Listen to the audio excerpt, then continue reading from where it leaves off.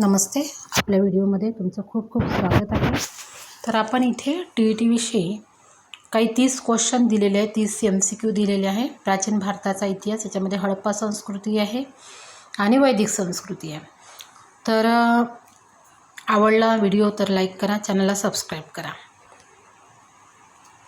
Number 1, वैदिक संस्कृती विकसित करणाऱ्या लोकांना म्हणून ओळखले जाते आर्य. नंबर 2, वैदिक काळात लोकांनी कोणत्या भाषेत काव्यरचना केली तर संस्कृत भाषेत केली. नंबर 3, आर्याचा आद्यग्रंथ कोणता? तर आर्याचा आद्यग्रंथ ऋग्वेद आहे. नंबर 4, गंगा यमुनेच्या खोऱ्यातील प्रदेशाला लोक असे म्हणत मध्य देश म्हणत. तर 5वा क्वेश्चन, वैदिक काळात एकूण किती वेद रचले गेले? तर 4 वेद रचले गेले. नंबर 6, ऋग्वेदातील प्रत्येक कडव्यास काय म्हणतात? ऋचा म्हणतात. नंबर 7, यज्ञाविषयी माहिती देणारा आर्यकालीन वेद यजुर्वेद. यज्ञाविषयी माहिती यजुर्वेदामध्ये दिलेली आहे. नंबर 8, भारतीय संगीताचा पाया असे कोणत्या वेदास म्हटले जाते? तर भारतीय संगीताचा पाया सामवेदाला म्हटले जाते. नंबर 9, औषधी वनस्पतीची माहिती कोणत्या वेदात देण्यात आलेली आहे? अथर्व वेदामध्ये औषधीची माहिती देण्यात आलेली आहे. नंबर 10, अरण्यके म्हणजे जाऊन रचलेले ग्रंथ होत. तर अरण्यके म्हणजे अरण्यात जाऊन रचलेले ग्रंथ आहेत.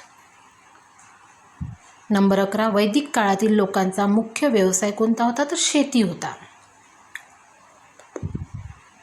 नंबर 12, वैदिक संस्कृती कोणत्या नदीच्या खोऱ्यात विकसित झाली? तर गंगा आणि यमुना या नदीच्या खोऱ्यात.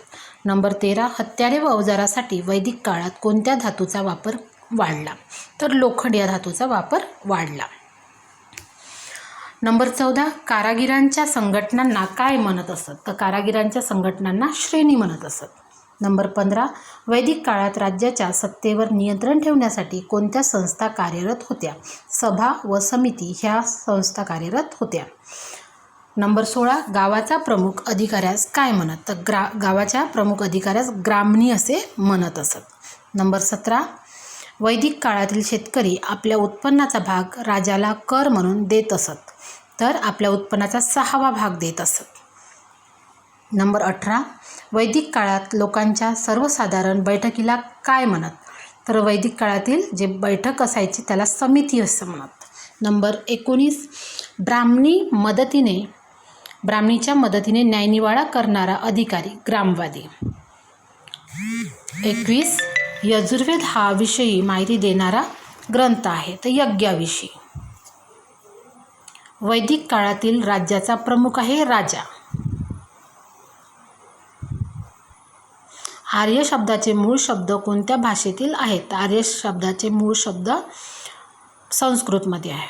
ऋग्वेदचा काळ कोणता आहे? तर इसवी सन पूर्व 1500 ते 1000 हा ऋग्वेदाचा काळ आहे.